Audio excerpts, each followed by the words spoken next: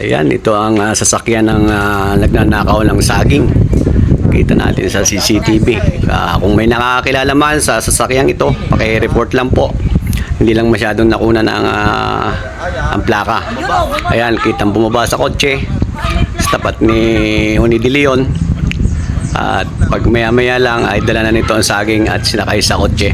Ang una nitong kinuha ay doon sa tapat na ni Diuduga, pagitan ni Kakimot sa ni Madam Marcia. Yun yung unang tiniba, padalawa ito dito sa aming nakikita sa CCTV. Ano po, ayun, sinakay na yung saging.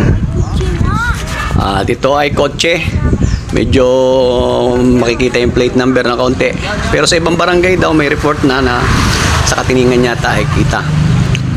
Ayan, ito ang kinuna namin nandun sa kay Kakimot doon.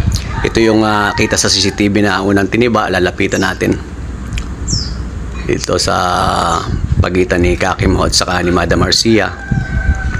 Ayan, hanggang ngayon po ay hindi pa naayos yun. Babalik ulit tayo dito sa pinagtibaan naman. After nyan, nakita nung madaling araw, alas 3 na madaling araw, ito ang kanyang isinunod kina Odi De Leon.